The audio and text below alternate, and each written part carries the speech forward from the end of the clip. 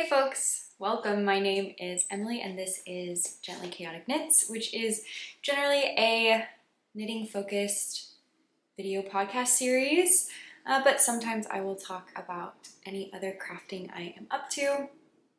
Today is Wednesday, August 28th, I believe, and I am coming to you from Seattle, Washington, where I live here with my pup Norman, who's just out of frame here, and you might be able to hear him rustling about, and my husband. And what else is there to say? It is a lovely, bright morning.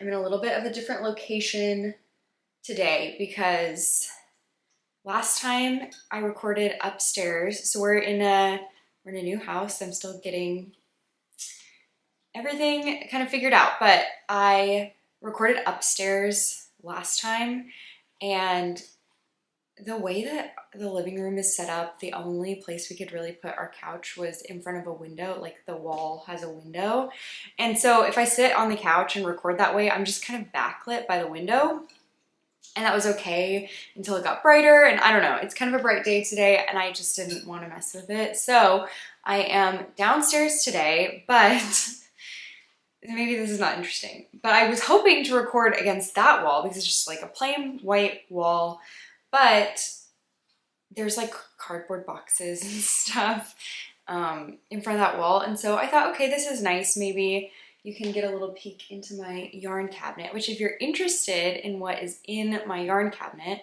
you should check out my last video because I went through and unpacked all my yarn from the like suitcases and IKEA bags, and I put it into my cabinet, my yarn and fiber.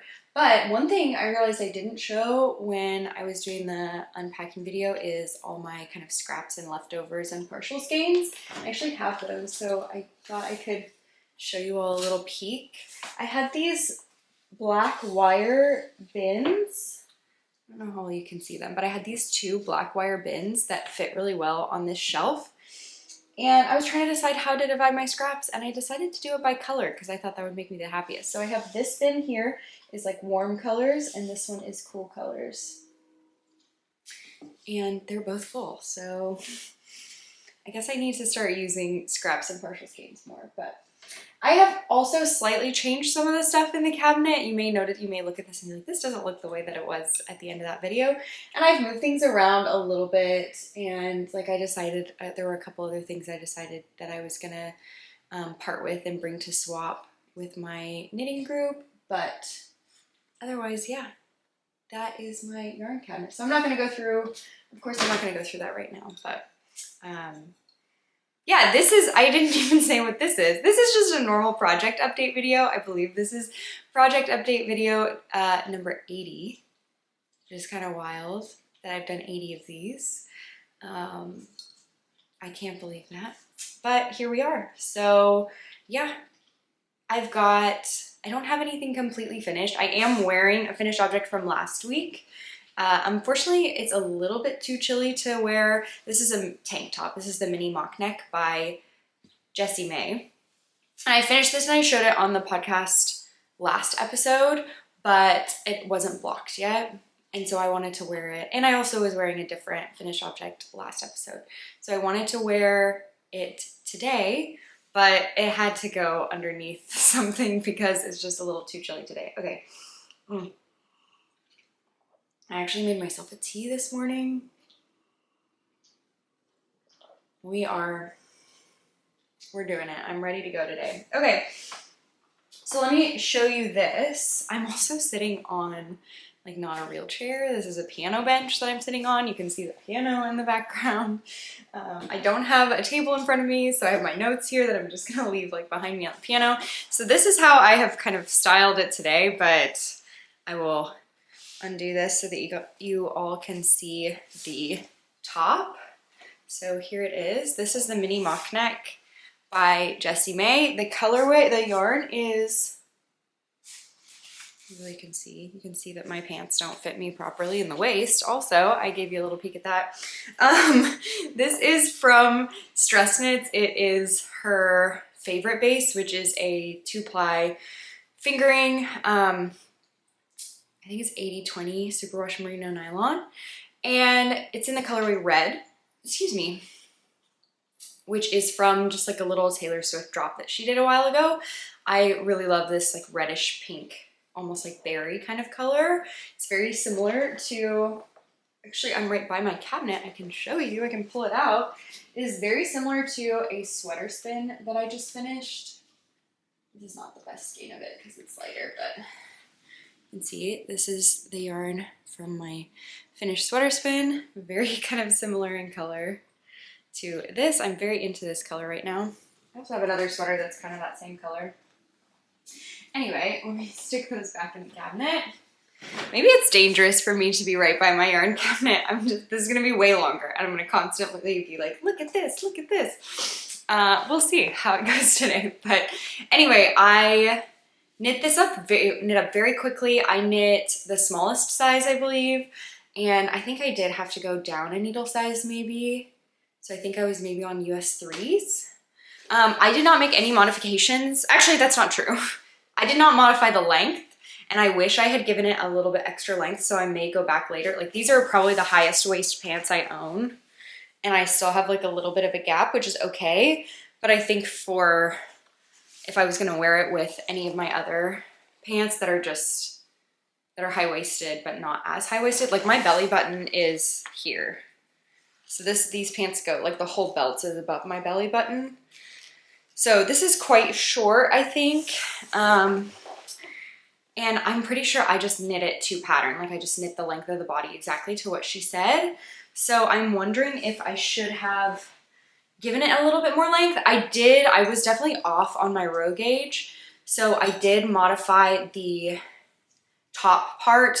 I added a few more rows in to the top part. I think I added 8 more rows maybe on the front and back. And I just kind of distributed it throughout the sections for the front and back to give it a little bit more length, and I'm glad that I did because I think that it has a good, like, I don't know if you can see that. It has a good armhole depth here. Yeah, that's it. That's all I have to say. I would knit this pattern again. I would probably add more length. I'm gonna wait and see how much I wear this. I honestly think I will wear it more like this, like a layering piece and less by itself. I have a outfit in mind because I want to sew a skirt with some fabric that I got that I think goes really well with this. And I think I showed that fabric on my last project update video.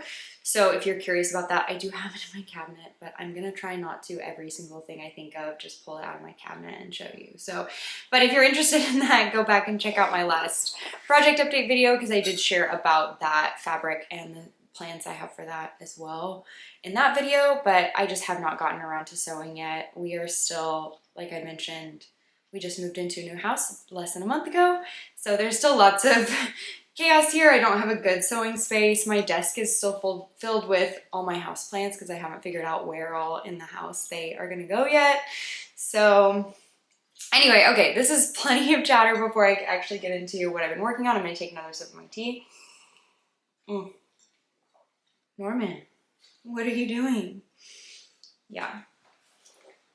Okay, time to get started on what I've been working on. So I do actually, like I mentioned, I think I don't have any finished objects, but I do have a half finished object. So I did finish a sock over the last, I guess it was in the last week. Sorry, I'm looking, everything is just like on the floor around me. So I did finish a sock and here it is.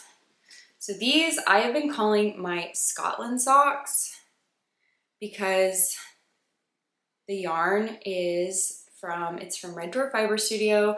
It's called Old Man of Storr. It was a sock set that she did a while ago. And I got this yarn and cast on when I was in Scotland earlier this year. And so I've just been calling them my Scotland socks. I'm not really following a pattern. I just did a 2x1 rib. I don't know why I did 2x1 rib. For socks, I feel like I normally do a 3x1 rib. But for this, I guess I just felt like doing a 2x1. Okay, hey. You're gonna knock over my tea. I'll help you. Okay. I don't know how many of you all have been watching the podcast for a while. Also, my voice sounds kind of weird. But my dog, Norman, really likes to be covered by a blanket when he sleeps. And so I had his bed down here on the floor next to me, and he was like digging at his bed to try to get himself covered by his blanket. Okay. But I was worried he was gonna knock over my tea because, again, I don't have a table or anything. And this, like, part of the piano is slanted. Anyway, this doesn't matter. I was gonna put it there, but I have to just put it on the floor. Okay, the socks. Why does my voice sound so weird today? Maybe I just haven't been talking enough this morning. Yeah, I don't know. Anyway, these are just like self-drafted. It's just a 2x1 sock with a heel flap and gusset that I just improvised. I did 60 stitches. They fit, but they're actually a little bit tight now that I have my sock knitting gauge a little bit more figured out. So I may go to kind of 64 stitches as my standard from now on, but these fit fine. Like, it will be fine. What else do I have to say about them? I don't feel like I have anything. They're great. The yarn feels good. The colorway is gorgeous. I love this icy blue that I did for the heels and toes. This was just part of the sock set. So pretty. And I did start the second sock, but I'm not very far into it. I knit most of I knit the entire foot basically of this at a baseball game that I went to last Friday. So that was great. Oops. And here's the second one. I have just okay. My battery died for a very silly reason. Let me make sure actually that I'm okay for right now. Like, is this working? Yeah, I think so. I don't know. Basically, I plugged it in. I have like an external battery that I plugged into my camera, but I did not turn the battery on. So it was not charging. So that is why my camera died. Anyway, okay, so I was talking about my Scotland socks. I just started the second one. I started the second one on the ferry, and on Sunday, I took the ferry over to the new Lumberstery location, which I'll talk about later, but it was lovely. Anyway, I have just started this. I kind of had in mind that I was hoping to finish this pair of socks by the end of August because, I don't know, I mean, it wasn't like a firm goal, but I have in my head I like to do roughly one pair of socks per month, and I'm actually a little bit behind on that. So I think I've finished 6 pairs this year, and if I finished this one in August, I would finish 7 through August, so I would still be 1 pair behind. But I have a lot of other stuff that I'm just more excited to work on. I worked on this a lot when I was like out and about and I just had my sock project with me. I actually put some rows on this when I was standing in line at the auto licensing office. So, you know, that's the kind of place where that's the kind of time when I will work on, my sock project. But otherwise, like if I'm just at home or if I'm at knit night or something, I'm probably gonna be working on something else. So I don't know, maybe I need to make an effort to finish this before the end of August, but today is also the 28th.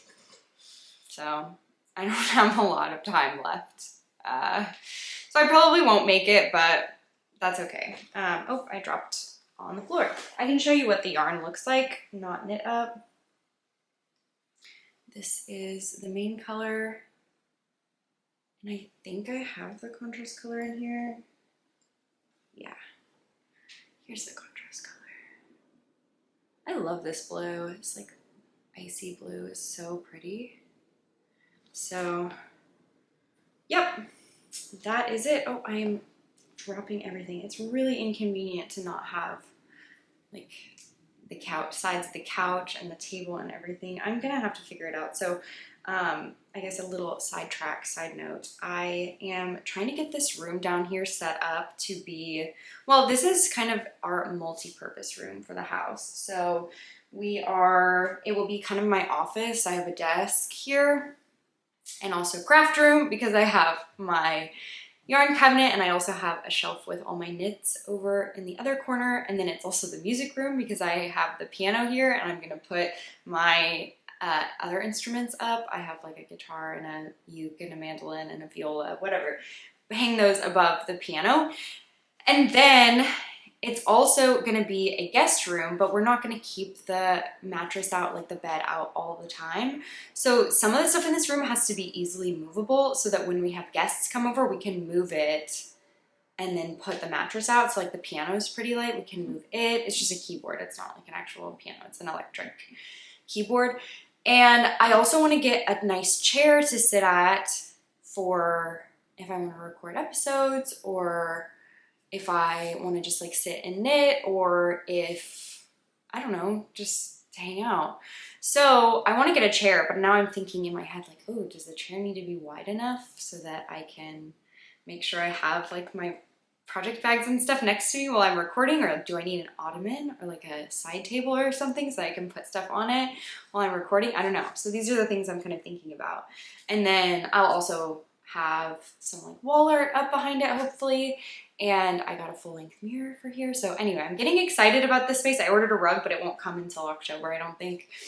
But anyway, that's beside the point. I didn't need to go into that right now, but okay. Other things I am working on. So that was my half-finished object. I don't have any other things that I've like finished, but I have some projects I've been working on. So I'm not sure what to talk about first. I guess let's talk about this one first. I am knitting the Stripe Hype Sweater by Veronika Lindberg, and I have all these balls of yarn. Again, nowhere to put them, so I'm just putting them on the piano. These blue ones I'm done with, so I could actually just put them in the bin in my cabinet, but here it is.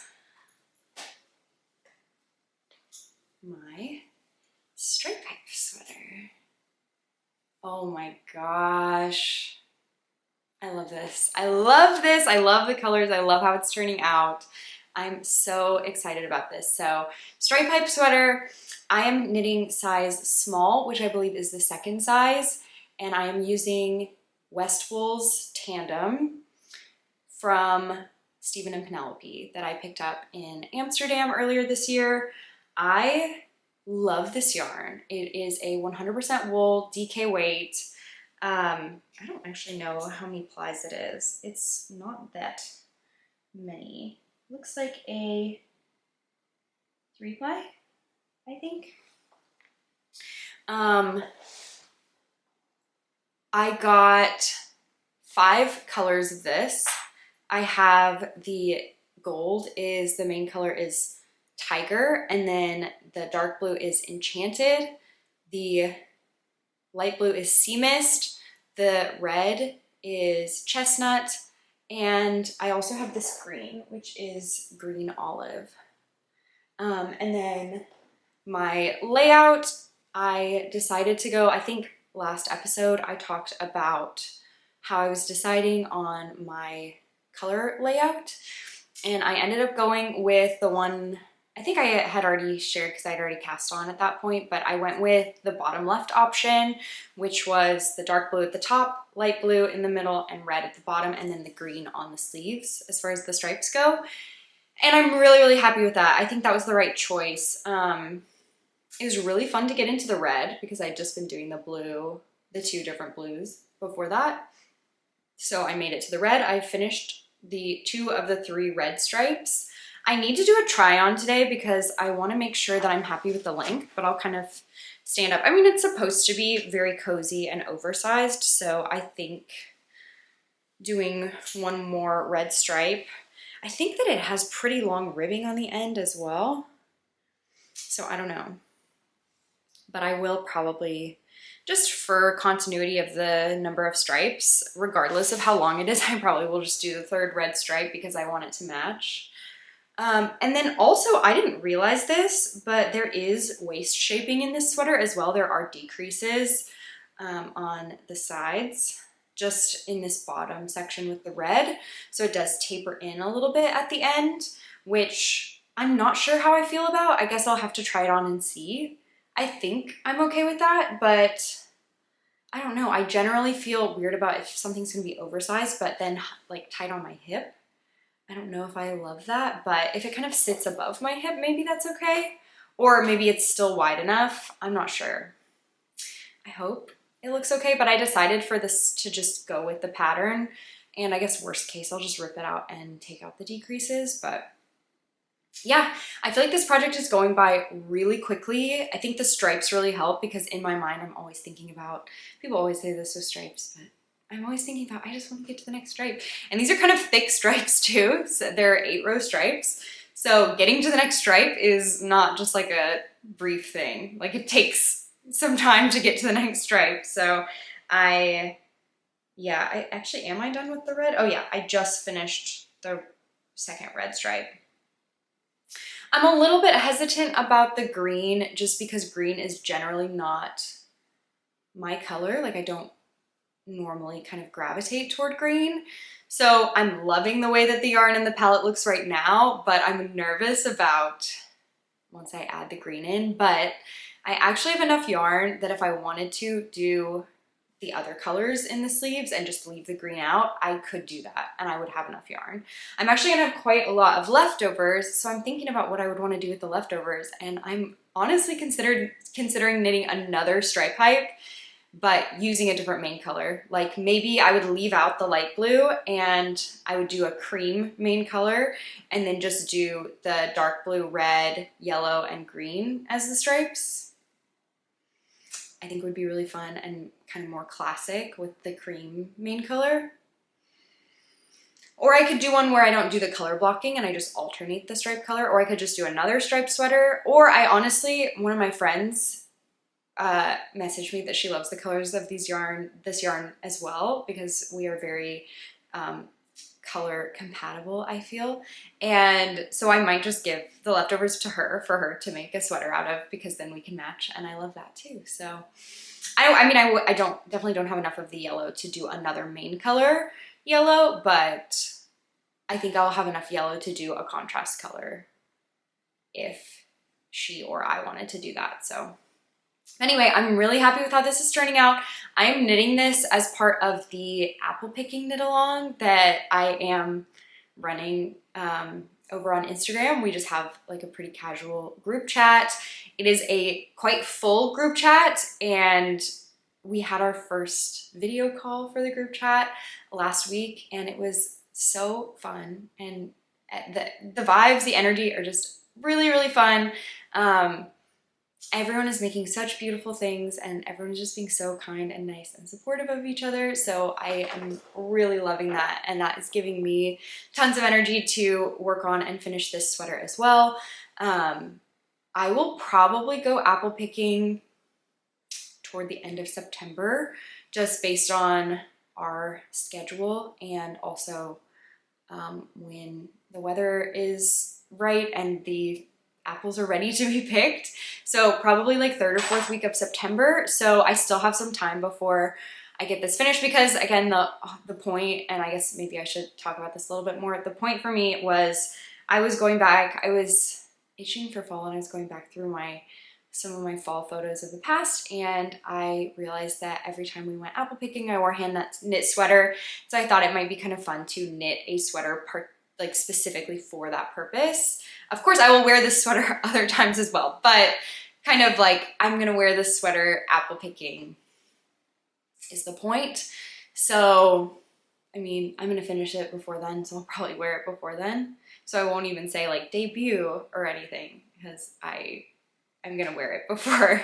I probably will wear it before then. Although I don't know, if it's not cool enough, I may not. But yeah, I am going to finish this up, and then I'll wear it in a few weeks to the apple orchard. That'll be so cute. So yeah, I definitely need to do a try on of this today, and I am also have this product in my most fall bag, which is this Madder Root bag. And I have talked about these bags, I think, many times, but I love my Madder Root bags. and the fall vibes are just so strong with this project. So definitely itching for fall, although I don't know. This last Saturday, it was a little bit rainy here in Seattle, and I was kind of like, what the heck? It's summer, it's supposed to be nice. So I guess I'm looking forward to fall, but I'm also like, it's still summer now, so I want it to feel like summer. But when it's fall, I want it to feel like fall. I don't know if that makes sense. It's like I want things to be right at the appropriate time. If that makes sense, I don't know. Anyway, that is that whip. And then I have two others to share with you. One of them is a new cast on. Actually, did I just pull my needle out? No, I think I'm okay.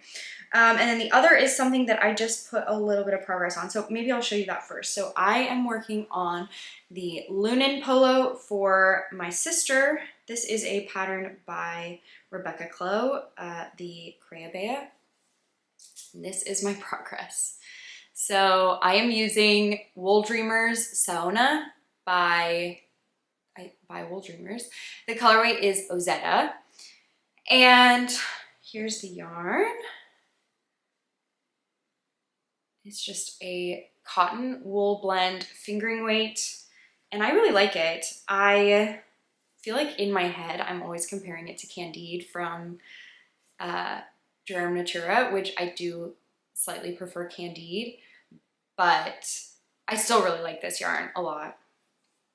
So anyway, I am almost done with the back panel. I think, again, my row gauge is off, so it's a little bit tricky. You do this top part with these increases to make this like sloped part, and then there's a part where you just knit back and forth flat for a while, and the pattern tells you a measurement for this flat part, but I think that my slanted part is shorter than it's supposed to be. But it's actually, I'm gonna be honest, it's a little bit unclear in the schematic. Like, I'm having trouble understanding. She has like a drawing or like a label in the schematic, and I'm not quite sure how that corresponds to the sweater. It's like, oh, the armhole depth is supposed to be this many inches, but I'm not quite sure how she's measuring armhole depth, like from where to where. So it's hard for me to tell, like I can't tell if the back panel is the right length, because the only measurement I have is for this bottom part of the back panel. I don't have a good measurement for the whole back panel. So I'm just kind of doing some gauge math, because I know my row gauge is off, to try to figure out, okay, this is how many rows roughly I should have, like if I had the right gauge. And so since I don't have the right gauge, this is how many rows I should have, and then just adding in some rows. But I think that I understand what the schematic is saying, and so I think that I have it figured out. But anyway, it doesn't matter. I am not quite sure how like when to stop. Like when to stop knitting this back panel. And also, I think, you know, based on the measurements, I should be done, but this feels too short for a back panel. I don't know, I guess it's supposed to be tight up in the arms, but I'm just thinking if I held this up, this is like barely below my armpit.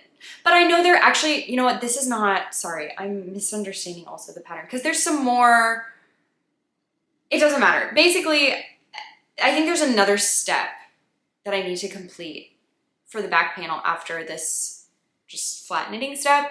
So maybe with that, it'll be the right length. I'm not sure. Anyway, I was kind of hoping by recording today that I would have this, the front and back finished and joined in the round, and you can see how far I am from that. I just did not get there, and I think part of it was just this indecision about how much longer to knit on the back panel. But I'm going to make more progress on this week, I think. Hopefully I can at least get the front panel started. I also, like, the state that this is in right now, it would be fine to take to knit night or whatever, but I'm about to start doing the front, which has the polo collar and just a lot more stuff going on, and so I didn't want to take this as my project on the bus or on the ferry or to knit night or while I'm watching something or whatever, because I knew I was gonna have to pay attention soon, especially when I have the stripe hype sweater, which is just knitting in the round, or like a sock, for example. So I just took those projects when I was somewhere where I knew I wouldn't be able to focus as much. And so this, I think, needs to be my home project for a little bit so that I can get past this like front polo section. And I really think that once I get it joined in the round, it'll cruise. Like I think it'll go really quickly. But anyway, again, I am knitting this for my sister, but I don't know, I think I'm gonna really like it. I'm wondering once I'm done if I will want to make one for myself as well, but we'll see. I'm sure I'll try it on and see what I think of it before sending it off to her. I don't really have a deadline for this. I would love to get it done before her birthday, which is at the end of October, so I still have plenty of time for that. I mean, ideally, I would have loved to get it done before cooler weather so that she would be able to wear it, but like this summer and, you know, beginning of fall, but I don't think that's gonna happen. So I'll just get it done as soon as I can, and hopefully it will still be a fun like layering piece as well. So, and it's a 3x1 rib is the fabric, which is nice and stretchy and squishy and feels really good. So that is the Lunan polo. And then my only other project that I worked on this week, I guess it was this week, but over the last 2 weeks as well, is actually a new cast on. And it's also kind of a segue into my spinning because I am using some Handspun that I finished since I last recorded. And I started just a basic garter shawl using my YarnJam Handspun. So here it is.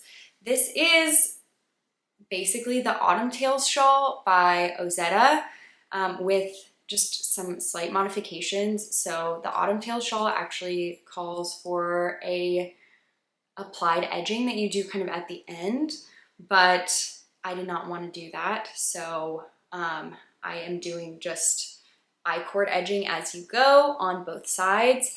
And I'm knitting this along with my friend Maya. We both had some Handspun that we were just really excited to use as a squishy garter shawl. And so we cast this on together, and this is how it's turning out. And let me show you the yarn.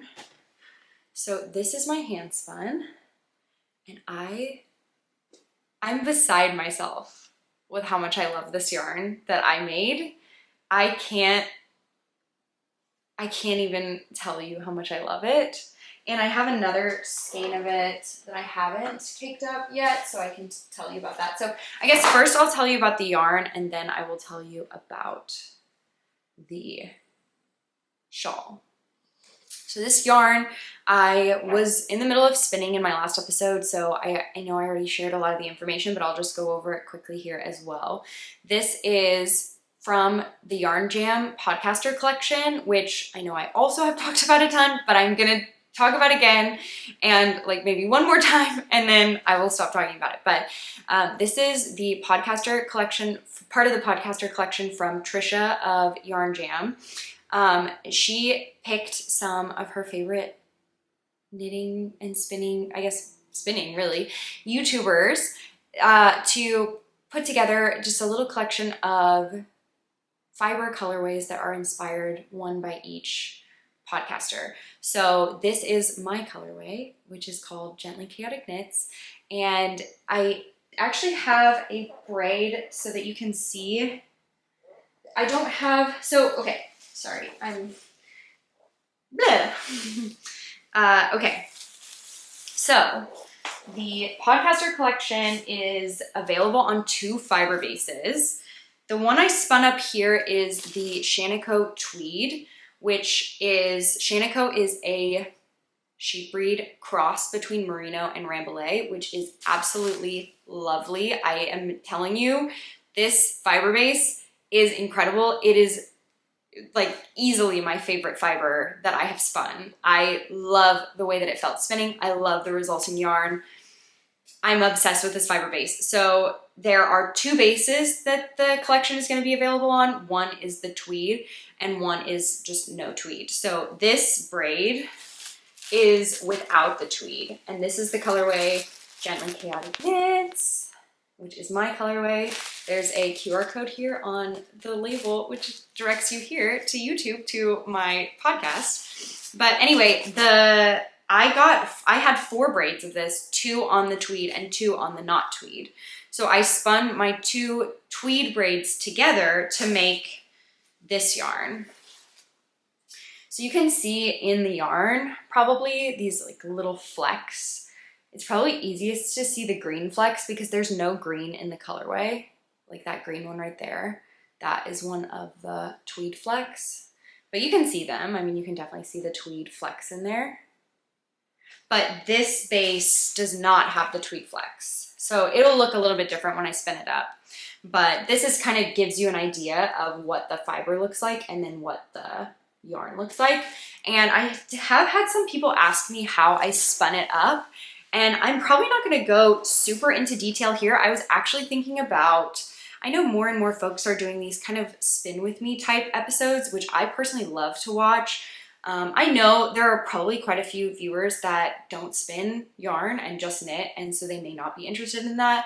But especially in advance of the YarnJam podcaster collection dropping in a couple weeks, or I guess in basically a week, I was thinking it might be useful to go a little bit more into depth on how I spun this, and I'm also planning to spin the non-tweed version as well, so to maybe go a little bit into that process as well. So let me know if that's something that you would be interested in. If not, that's okay. I mean, I may do it anyway, just because I think it's fun to track these things for myself, and I like to record a process like that just so that I have it in the future, and I think it helps me be more purposeful in the way that I put it together. Anyway, doesn't matter. But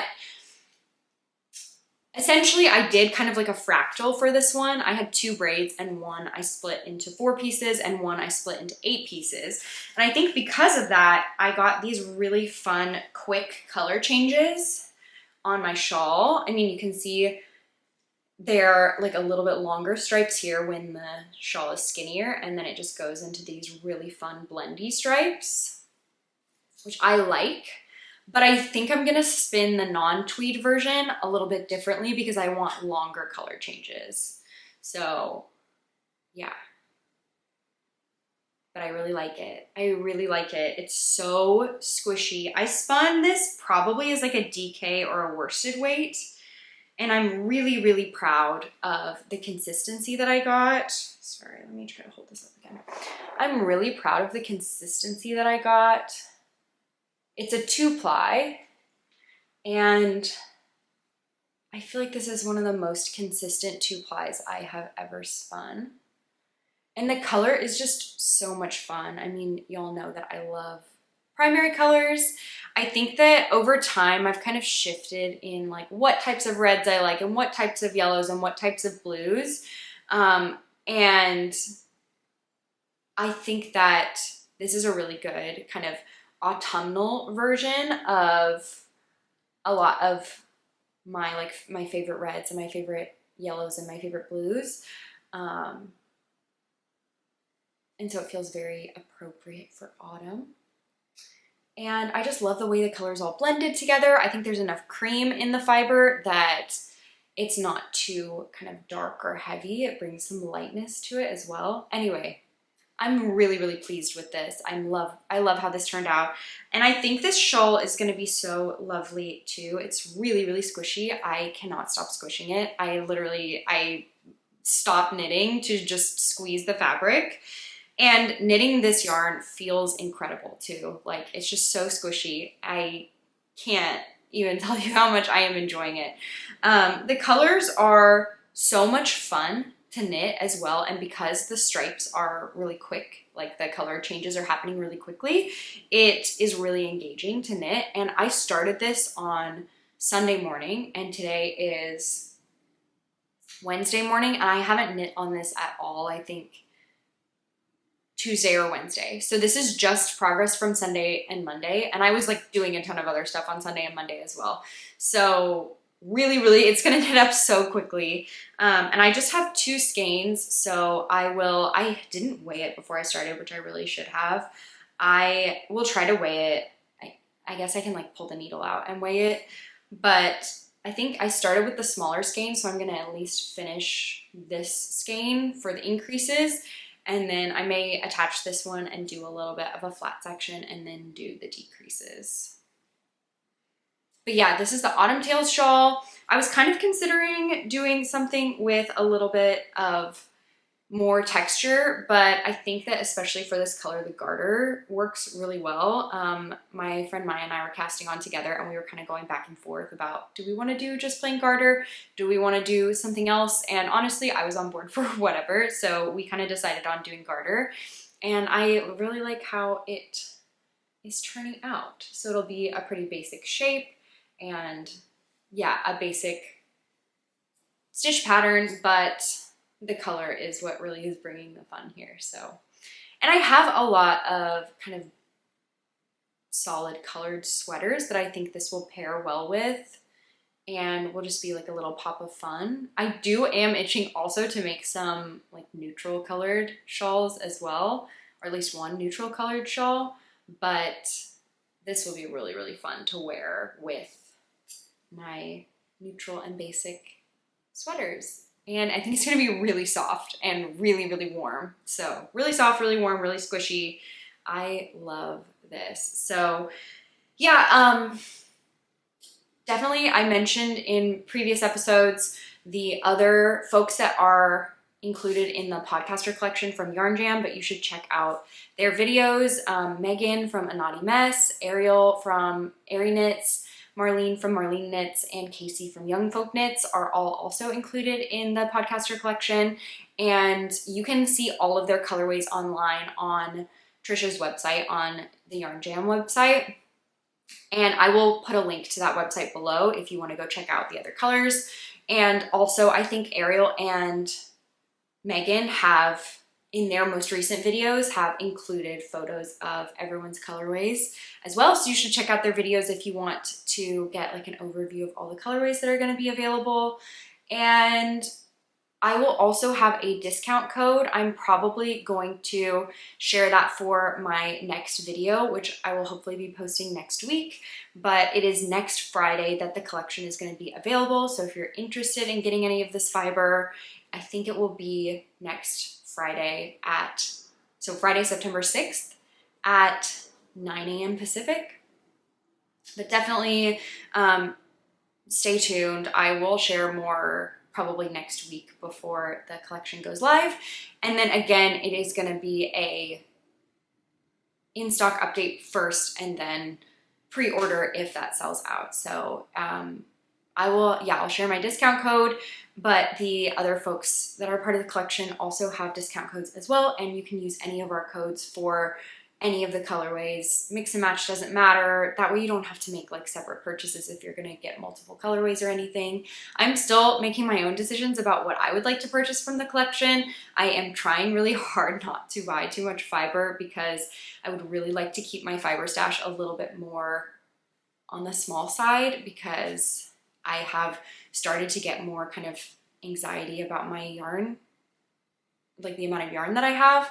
And so I am trying to keep my fiber a little bit lower, although I don't remember if I shared this in either of my previous episodes, but when I was putting my fiber away, I did the math.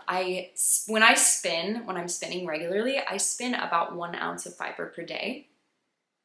And so I did the math to I cataloged my whole fiber stash, and I did the math to figure out how many days it would be if I spun 1 ounce of fiber per day, how many days it would take me to get through it all. And it's like 20 weeks, which I don't know if that sounds like a lot or not a lot. It doesn't help that I also have not spun at all over the last like 4 days, I think. I just haven't. It's been busy and we've had other stuff, and I just haven't gotten to sit down at my wheel. But yeah, there was part of me when I saw that was kind of like, can I finish all the fiber I own right now before the end of the year? And the answer is no, and that's okay. I'm fine with that because there are like 17 weeks left now, and I think I did make another fiber acquisition recently that I'll share in a minute.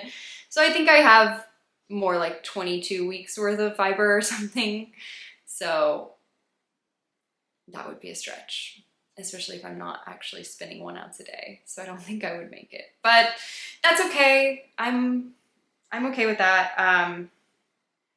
But that is just why I'm kind of thinking, okay, I don't want to buy too much. I don't want to bring too much fiber into my stash right now, but I may have to. I think Ariel's colorway is just so delicate and beautiful and so Ariel that I'm like, do I need that?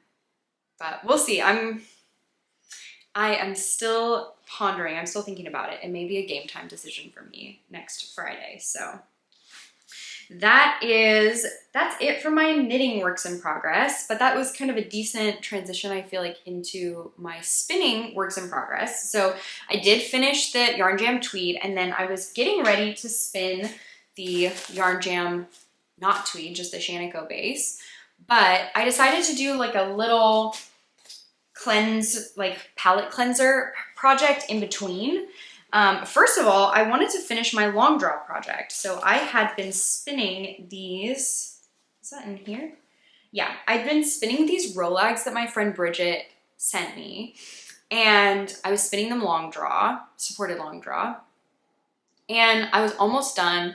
So actually, well, I guess not almost. I had, I think maybe 10 or 12 Rolags left, but I really got into a groove and I spun most of them, the rest of them in one night. And then I ended up just spinning them all onto one bobbin, which I don't know if that was the right decision, but I spun them all onto one bobbin and then I just wound it into a cake. So these are my singles and I'm gonna just ply them, but I haven't gotten around to doing that yet. So this is my long draw singles, but maybe today, or I don't know if I'll have time today, maybe tomorrow, I'll sit down and I will actually ply these. But the problem is that my singles were actually quite weak. Actually, does this match my shirt today? Very pretty. I love these colors. Bridget knew me so well. The blue, this blue in particular is just so gorgeous. But especially when I was starting, because this was my first attempt at long draw, the singles are just really, really weak. And so when I was winding my singles off the bobbin into this cake, they were just breaking all the time. They just kept breaking.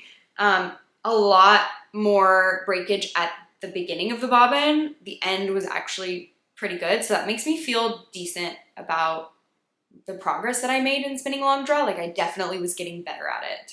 So that feels really good, but I don't know what's gonna happen to the yarn because I don't know. I just feel like the beginning part is just kind of messed up because I didn't know what I was doing yet. But it's okay. It's good to practice. I have to start somewhere and I'm proud of the progress that I made.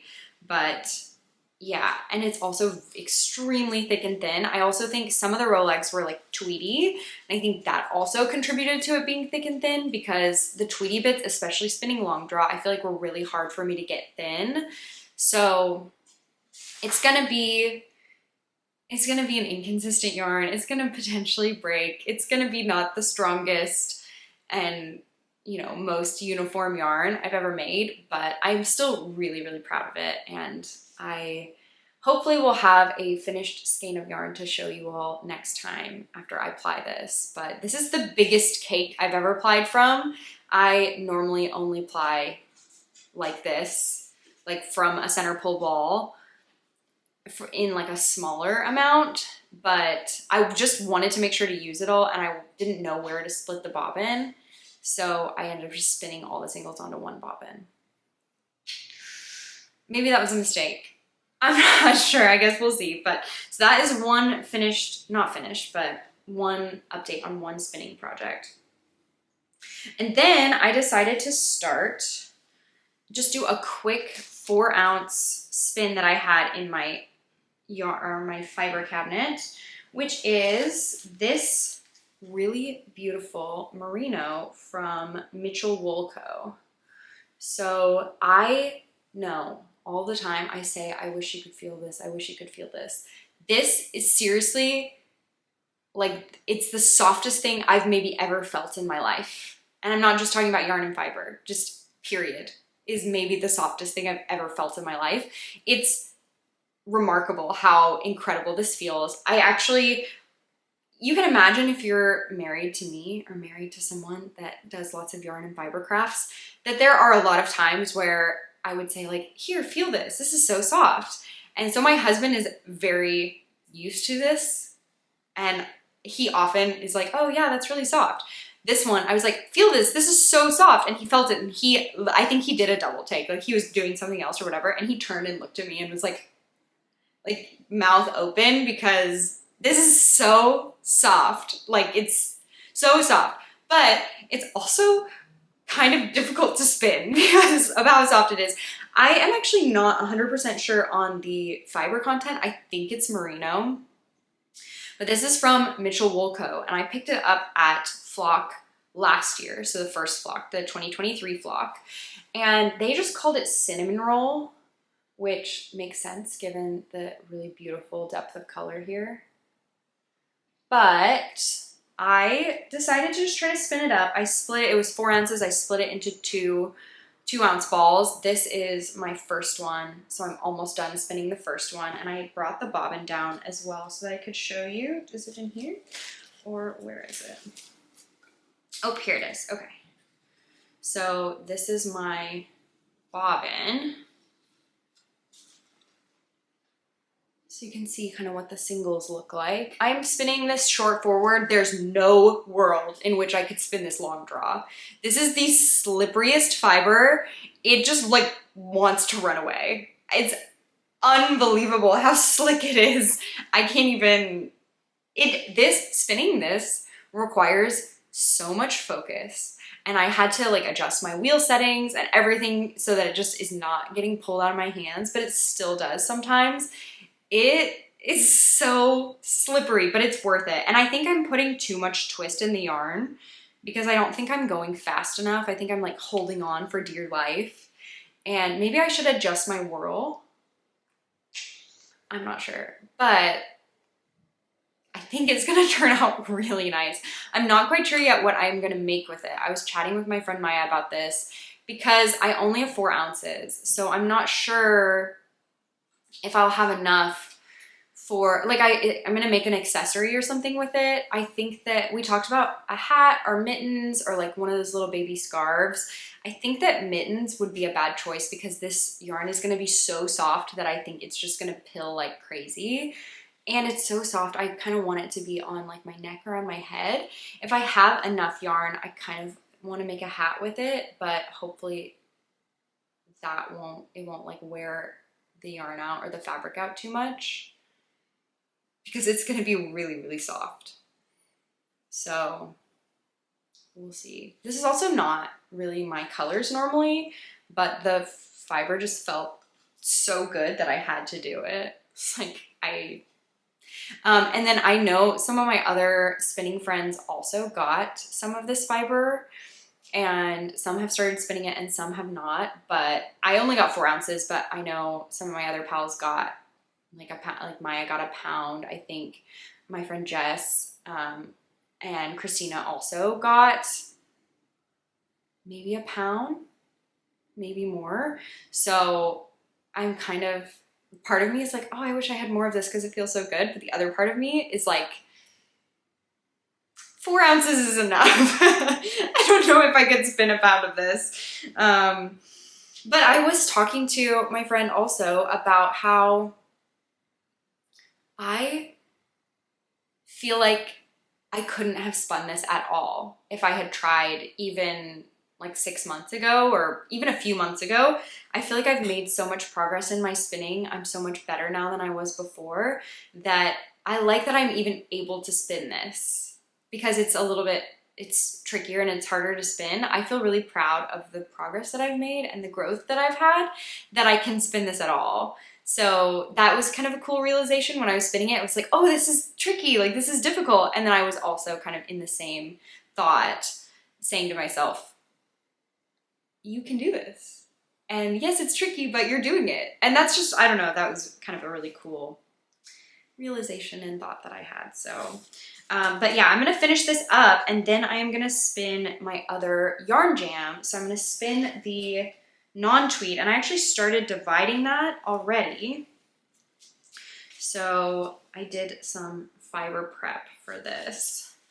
So this is my first braid of it. I am gonna divide it similarly to the tweed, but instead of doing 4 pieces and 8 pieces, I think I'm gonna do 2 pieces and 4 pieces so that the color changes are a little bit longer. But this is just one braid that I split into 2 pieces vertically, and I will get spinning on this next once I finish the cinnamon roll fiber. I am planning to spin this for the contrast color of the Tessellated Pullover by Andrea Mowry. I would love to participate in Kaci's Mosaic Knit Along, which is starting September 1st. I'm not gonna be ready to cast on September 1st, but I think it's running till the end of the year. So maybe if I can at least start this project before the end of the year, I can kind of participate in the knit along. I don't have the other yarns that I would need to go with this though. I will spin the one contrast color, and then I need also a main color, and then you also need like a fluffy contrast color.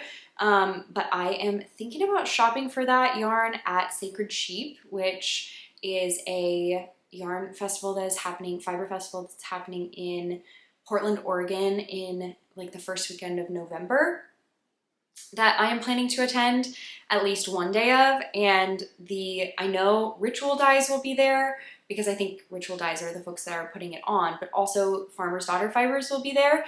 And I think the yarn that Andrea Mowry uses in the Tessellated Pullover is a Farmer's Daughter Fibers yarn. So I'm wondering if I get the right yarn weight, maybe I could get some of that yarn to go with this. And that's a yarn that I haven't used before that I have kind of been eyeing. So I'm thinking about that, but there's also a Ritual Dyes yarn that I'm thinking about maybe using as well. So I'm still thinking about color. I feel like charcoal could be really nice, or like navy could be nice as a main color to go with this.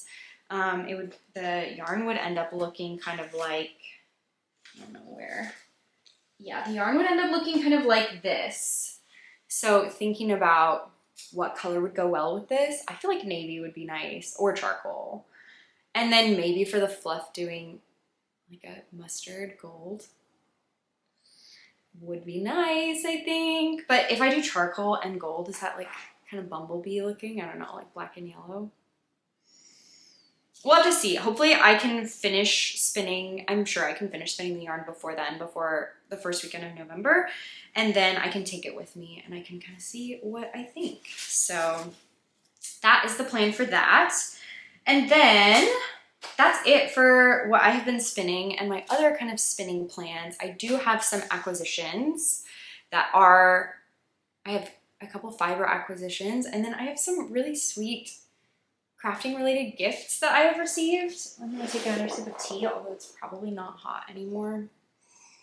This is cold now. But it's okay, I left my water bottle upstairs, so as far as liquids go, this is what I have. Okay, so I'm gonna actually quickly look at my notes because I haven't been looking, and I wanna make sure that I didn't miss anything. Oh, I did miss something. I'm glad I checked. I have a swatch to share with you all. So this is not something I have started yet, but this also kind of goes with acquisitions. So this is actually a good time to talk about this. So it is actually in my cabinet. So I'll grab it and share it with you. Actually, I'll get some of the yarn here too. Okay. So I have chatted recently about how I wanted to make a Doppio sweater by Seunghee.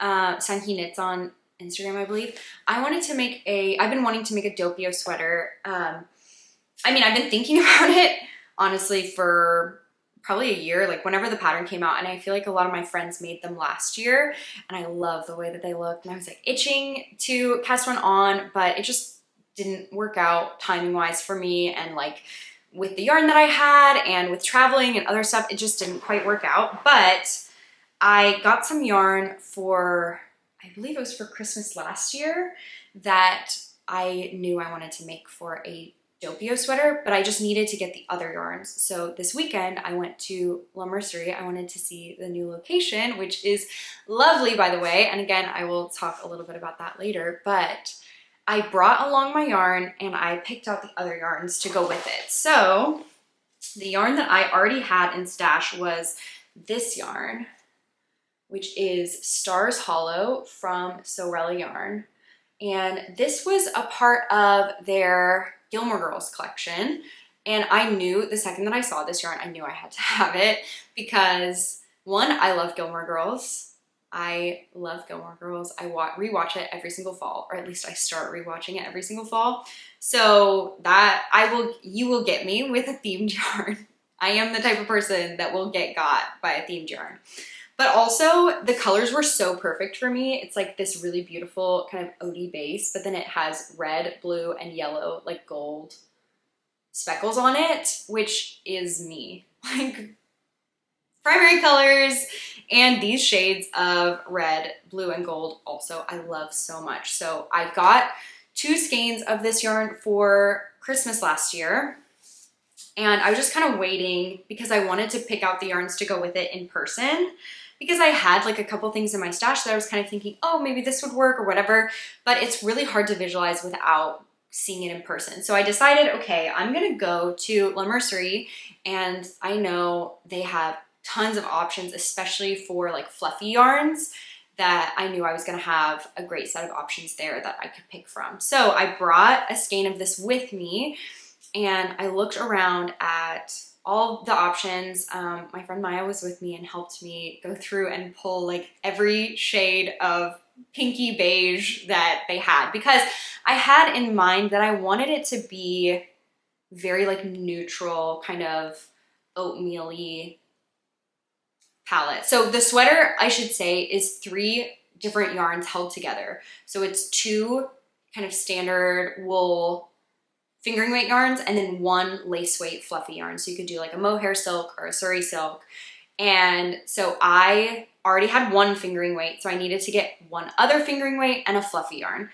So I was thinking that I wanted to do more solids for the other 2 and just let this one be the only one that's a little bit like speckledy variegated. So I got, these are the yarns that I got. These are the other 2 yarns. So with this one, it's definitely that like neutral beige, like oatmeal-y palette that I was looking for, and I love it. The other fingering weight yarn is Woolberry Berry Merino in the colorway Homestead. I don't remember what collection this is from.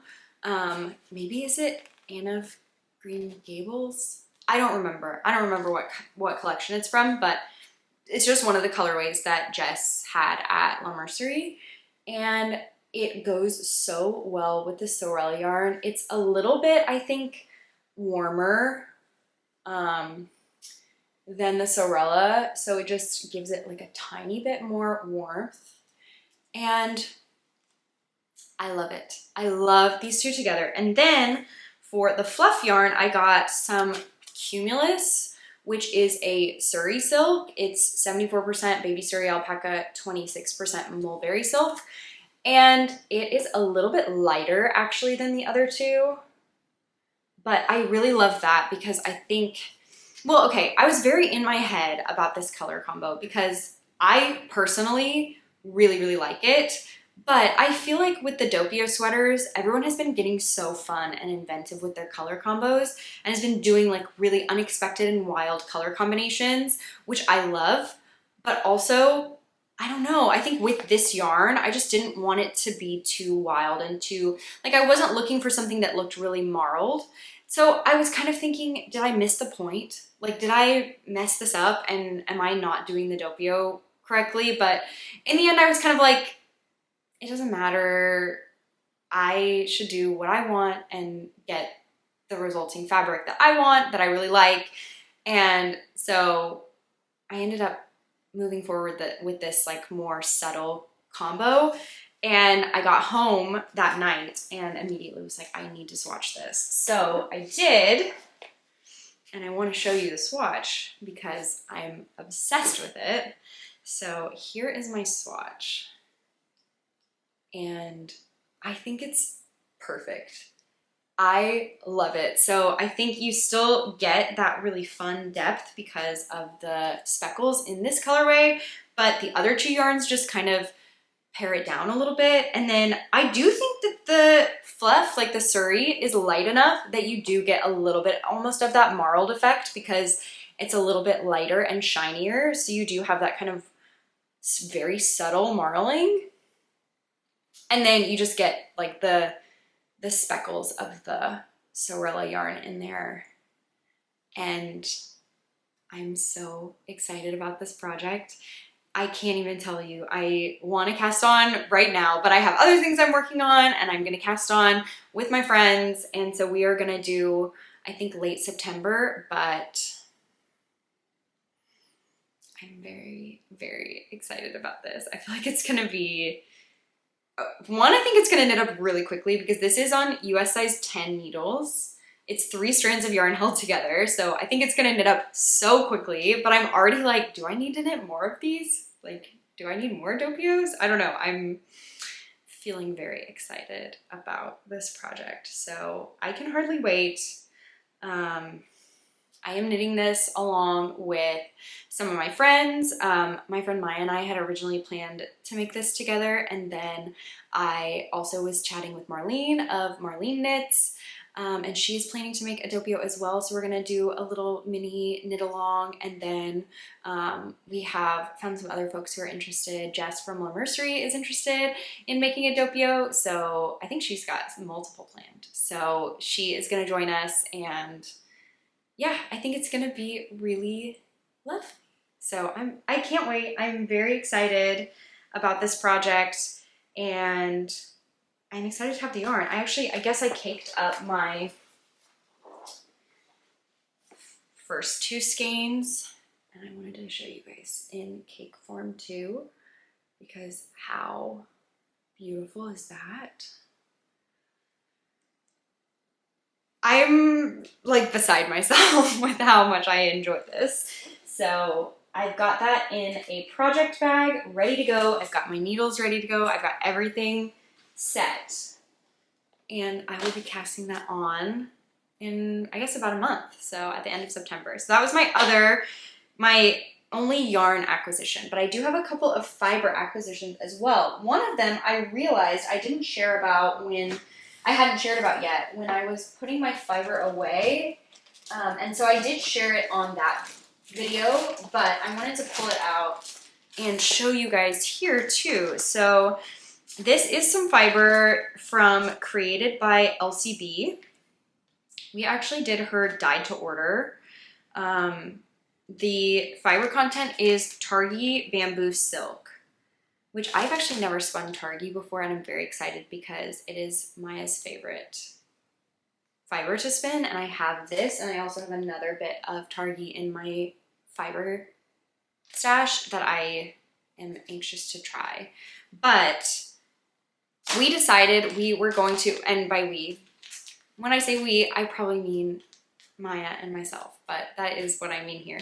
Maya and I decided we are gonna spin for Christmas socks. So I saw last year a photo on Instagram of someone who had spun up this colorway from Created by LCB and knit a pair of socks with it, and I fell in love with the way those socks looked. So I was like, Maya, I want this color, we should do this. And she was like, yes, let's do it. So we got this colorway from Created by LCB. The colorway is called Vintage Christmas. And I really, really like it. I think it's gonna be fun. I have also, I've never spun with this blend of fibers before. I think it'll be good for socks because it has the silk and bamboo in it. Hopefully it will give it some strength. And I am planning to do a fractal traditional 3-ply with this because I want I love a 3-ply for socks, and since it's only 4 ounces, I think a 3-ply is manageable, and I think that will make the color shifts just really lovely as well. So I'm really excited to spin this. So that is one fiber acquisition. But the reason I didn't have this with me until I got back to Seattle, because Maya and I ordered our fiber together and had it shipped to her house. So I just got it like a few weeks ago, but we ordered this a while ago. I don't remember when exactly we ordered this, but yeah, I will probably be spinning this sometime this fall. So I am ready to, I'll probably use this again as a Christmas Eve sock cast on, which I think will be very fun. So that is that. And then the other fiber acquisition that I have is a pound of fiber that I got from Hello Yarn. So Hello Yarn had a patchwork kit update, and I was kind of back and forth about whether I was going to get one or not. And then I saw this one specific bag and was like, these colors are way too me. Like, I just have to do it. And some of my friends got some patchwork kit bags as well. And we are talking about spinning and knitting the Traveler hoodie by Andrea Mowry.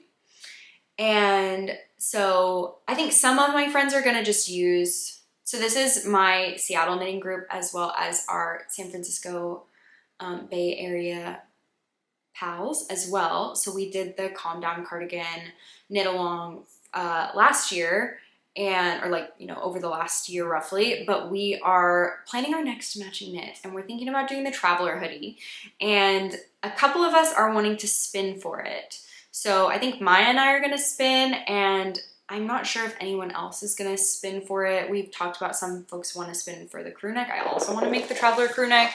But anyway, I have not yet decided on what fiber I wanna use to spin for the Traveler hoodie, but I am considering my patchwork kit as an option. But anyway, a lot of us in that group got patchwork kits, and the colors for this one were just too kind of spot on for me that I just had to go for it. So this is the patchwork kit.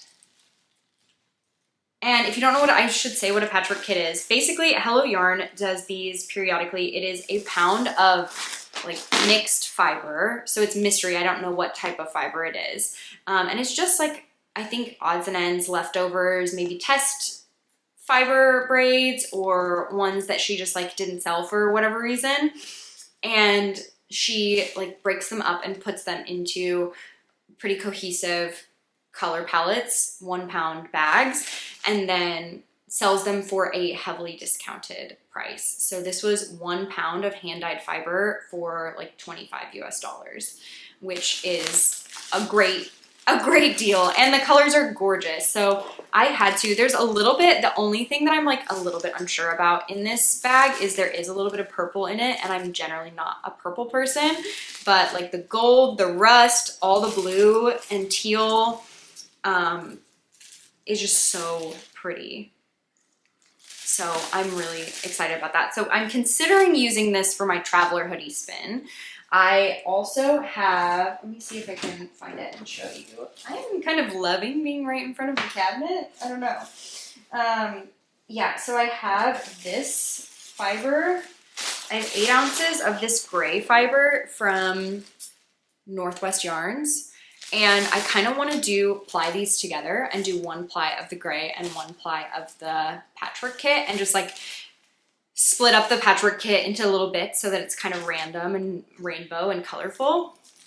But I need to get more of this gray fiber. So I was actually maybe gonna call Northwest Yarns today to see if they have any more of it, and if I can get 8 more ounces. And then I might use this. The more that I see this together too, I'm kind of like, I like this idea.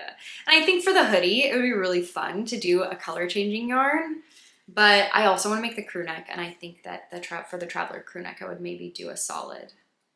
And I maybe wouldn't spin for that. I might just buy yarn for that. But anyway, I wanted to show you all of that because that was an acquisition for me this week. And I have to just shove everything back into my fiber drawer. It does barely fit. But that is the rest of my fiber acquisitions. And then I do have a couple of sweet gift acquisitions that I received. One was a birthday gift. So let me grab this. I got the sweetest gift from my friends. Sorry, I like to sit crisscross, but I don't have the most space up here. You can probably hear my booty is like making squeaky noises I'm sitting on a piano bench. Anyway, I got the sweetest gift from my friends.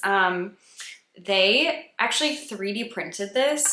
So it is a yarn ball holder. So basically, like when you're knitting, you can just take your yarn ball and like stick it through the center here. And then as you're knitting, you just like pull on the side and it just rotates. And it's so thoughtful. They put like weights in the bottom to make sure that it would spin properly. And it's really nice to use. So I love this. I think this is definitely something that's gonna live on my desk once I get my desk set up, so that whenever I'm like knitting at my desk or whatever, I have this set up to use to hold my yarn while I am knitting. But I love it so much. I'm sorry that I'm sharing something that's like, you can't buy this, you can't have this yourself, because it was handmade, 3D printed by my friends for me for my birthday. And my friend also is a crocheter primarily, but also a knitter, and so she has one too. And we were over at their house and we were both using our little yarn ball holders and like crafting away together, and it's so cute. And it's hearts. I don't know if I showed that. They're both, oh, I'm gonna break it. I'm making noises, but they're both, like, the top and bottom are both hearts. It's very cute. So I love this. And then the other acquisition I have is a new project bag. Where did I put that? Is it under something? Yeah. This was given to me by one of my friends at my knit night. Her mother-in-law, I guess, made a whole bunch of these really sweet bags, and she was giving them out to us and like let us pick which color we wanted. And of course I picked this really fun yellow one with bees and flowers on it. But it's such a nice bag. It's got these really beautiful handles, and I think it will be perfect for just like toting around the house or whatever.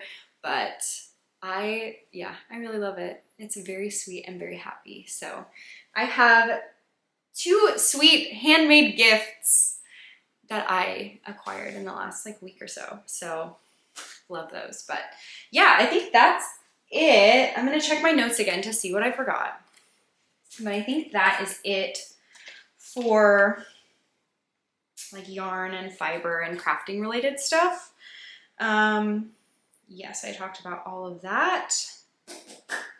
Yeah. So otherwise, I can just talk a little bit about what we've been up to recently. I mentioned several times I got to go to the new Lumbersery location, which is gorgeous. It's so beautiful. I'm so glad that I got to visit. I will definitely be back soon. I'd love to go back for a crafternoon sometime soon.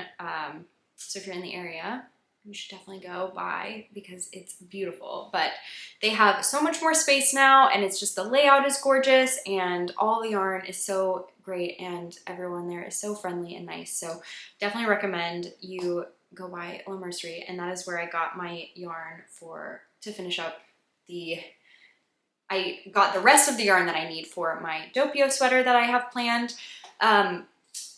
Other things that I did this weekend that were also crafting related, I feel like I had lots of fun crafting related things this weekend that were super fun.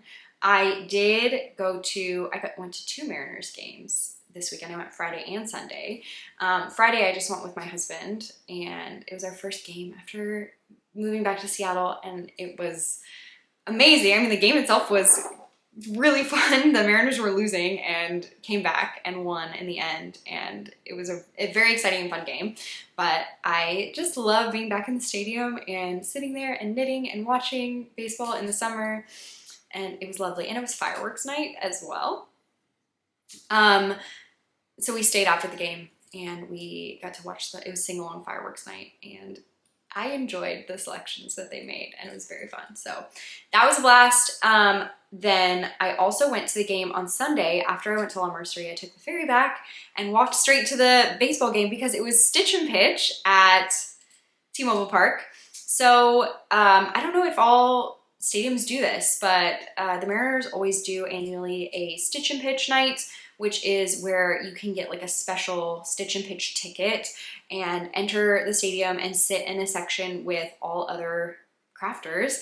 And you basically just sit and knit or crochet or whatever craft of any kind while watching the game. And then they have some other specials too. Like I think your ticket got you a special Mariners stitch and pitch bag, which was really fun. It was like a blue tote bag.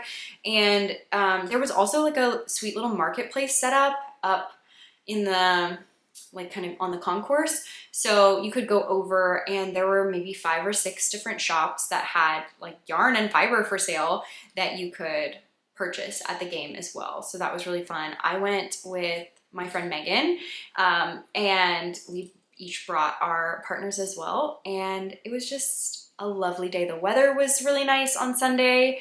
And so it was a perfect day to just like sit outside and knit and chat and enjoy baseball and enjoy the weather and everything. So that was really, really lovely as well. I really enjoyed that. And then like I mentioned before, on Saturday, we had our call for our, we had a Zoom call for the apple picking knit along, and we had maybe 25 or 30 folks join us for that call, and that was delightful. Everyone got to go around and share what they were working on, and then we broke into smaller groups and just got to chat a little bit, and that was really, really delightful. So I think we're definitely going to do another call like that in maybe a week or two, and yeah, the vibes are just really good. It's a good group, and the fall energy is very much fun. So that is fun. Let's see, what else do I have to share about? Just generally, like I talked a little bit about our plans for getting this room set up, but we are just still working on getting settled. So we arrived here in Seattle with our moving truck and everything, maybe, I guess it was like 3 weeks ago. So still definitely in getting unpacked and getting settled mode. We have most of our upstairs is pretty much unpacked. We have a garage for the first time in our lives, and that also is almost like a enabler for us that we just have a whole bunch of boxes in the garage. So that is something I'm hoping to tackle maybe end of this week, early next week, is unpacking some of the boxes in the garage. But yeah, we are getting in a much better place. I would say our space is very much livable now. We have most of our furniture purchased that we need to purchase, especially for upstairs. The last thing is a coffee table, but I think I've picked one out and I'm gonna order it today. But I don't know, I like the idea of buying furniture because I like the idea of, oh, I am going to really, you know, build a beautiful space that I love to be in. And I love the idea of like picking out furniture that aligns with, you know, my aesthetic and just, I don't know, it's like a creative thing almost. It's like, it's not, I guess it is kind of like art. It's, you know, picturing your space and building it and buying the furniture and the art and everything to go in that space. But when it comes down to it, it's like, okay, there's also such a functional aspect to it. It's like, on some level, I just need a coffee, like I just need a table. I just need one to live. So I don't know. It's just, it's like a weird situation where it's like, I want to make sure that I wait and I get the perfect thing because I want my space to feel as good as it can. But also it's kind of like, I just need a table. I don't know. I don't know if that makes sense to anyone, but I've been very much back and forth like, oh, this is fun. And then also like, I just need a table. I don't know. But we're almost done buying furniture, I think. I still need to get a chair for down here, and I've been so indecisive. Like, I thought I picked one, and then I was reading reviews, and I was like, no, this is gonna be bad, and I don't know. So, furniture, moving, unpacking, all of that, as you probably expect, is kind of a little bit of a mess, but we are doing our best. So, and we're getting there. We're definitely getting there. Let's see. Okay. Food-wise, I've got a Sunday brunch to share about. I don't know if those of you that have been watching the podcast for a while, I used to always share weekly our Sunday brunch because my husband and I like to make homemade brunch every weekend, and we are back. We have a kitchen again, and so we made Sunday brunch. We made biscuit benedicts. So we made basically eggs benedict, but instead of doing it on, what are they normally on? I can't think of the word right now. You guys are probably screaming it at the screen. What is the word I am trying to think of? Oh, I feel like I just had it and then it left me. Where? Why does it feel like it's right here? This is so frustrating. Okay, not something muffin. Is it something muffin? It's like English muffin. English muffin. Oh my gosh. Okay, I eventually got there. Normally, eggs benedict are on English muffins, but I personally prefer biscuits. And I know how to make biscuits really well, and I like to make biscuits. So I made homemade biscuits, and then my husband did all the hard parts, like the poached eggs and the hollandaise sauce. And we put some other stuff on there too. Super tasty pickled onions on a benedict. So good. Pickled onions on everything, so good. But we made biscuit benedicts this week. I think so I'm back on my sourdough game, and I got some sourdough starter. My sourdough starter did not survive this year of travel, so I got some from my friend, and I'm back. We've already made a couple things. I made buns for like barbecue chicken sandwiches, which is really good. I have a great sourdough bun recipe, which I love. It's very fun. And then tonight, actually, we are making sourdough pizza, which I love. And then I think maybe this weekend for brunch, I'm gonna make a sourdough loaf, and we're just gonna do like breakfast toasts. We always do a savory one and a sweet one. Savory one, we'll just do like an avocado toast with like an egg on it. And for a sweet one, I like a peanut butter toast with like honey and bananas, like caramelized bananas. And like maybe a little granola or something like that. Really good, really yummy. But we also have some jam. You could just do like butter and jam. I mean, you can put anything on toast. Sourdough toast, yummy. So yeah, I will probably try to make my first sourdough loaf since coming back and restarting my sourdough. I will probably try to do this upcoming weekend. I'm ready to bake again. I'm happy to have a kitchen, so I'm itching to do that.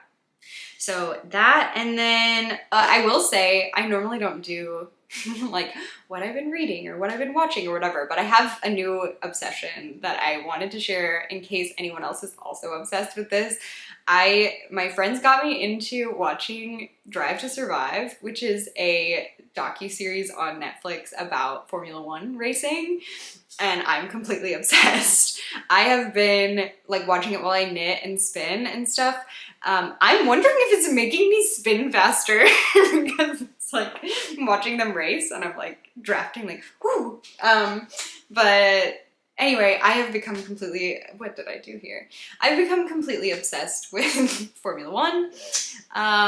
So, I mean, we're not surprised. I can always find a new sport to become obsessed with. I feel like last year or the year before, I got into cycling.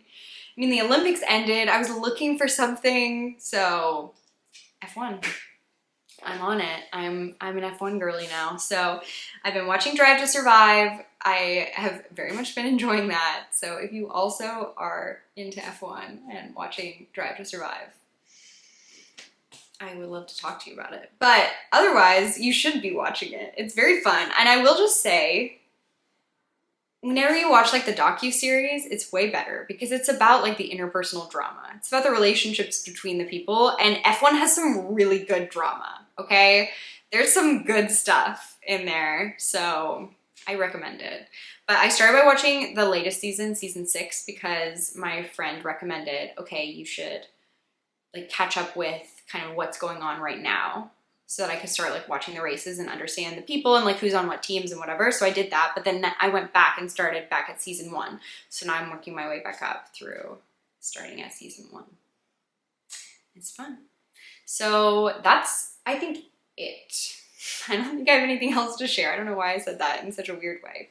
I am so happy to have been able to sit down and chat with y'all again today. I feel like my new normal is just these episodes are over an hour long. I don't know if that's just always going to be the case. I just always have too much to say. I feel like I didn't even have that much to share about. Like, it's not like this was packed full of projects. Maybe I'm just wordy. I don't know. But I'm very happy. I'm going to try to stick to like project update episodes roughly every 2 weeks. And if I can keep it up, I'm thinking about doing like a different type of video, not a project update video, every other week. So it would be like 1 week is a project update video, then the next week is something else. Like I could talk about some other topic, or like I did the cabinet unpacking last week. I was kind of gonna, or I could do like a spinning video. Sorry, my brain was just like this way, then this way. I could do some of those like spinning videos I was thinking about maybe doing for next week to go through my YarnJam spins. So let me know like what you would be interested in, if you would be interested in spinning videos. The other thing that I want to ask about, and I'm not sure if I want to open this can of worms, but I was kind of thinking last weekend I had like a lot of crafting activities. Would y'all be interested in like vlogs? I was thinking about vlogging last weekend, and then I was just kind of like, I don't know. It seems like a lot of work editing wise, but I could do it. I mean, I could do it sometimes, like not all the time, but do y'all like vlogs? Would you want to like come to Yarn Store with me, or like come to Stitch and Pitch, or that kind of thing? I don't know. Maybe we could do something like that. Or are there topics that you would want me to talk about? Like I was kind of thinking, I teased this forever ago and I realized I never talked about it, but just like how I track my knits, because I do some stuff online and like on Ravelry, and then I have a notebook that I use for some stuff, and then I also have a spreadsheet. So if you guys were interested in learning about that, I could do something like that. I don't know. Y'all let me know. It was very helpful. Last time I kind of asked, would you be interested in like a cabinet filling yarn unpacking video, and lots of you said yes, that you'd be interested in that. So that was super helpful. So let me know, one, if you're interested in any of the ideas that I kind of just suggested, but also offer your own suggestions if there are like specific things or topics that you'd like to hear from. I would love to hear your ideas. And of course, no promises if I'm not able to keep up this kind of like schedule, but I feel like 2 weeks for project update videos is a good pace for me, because I feel like I'm able to get through enough, like make enough progress in that amount of time.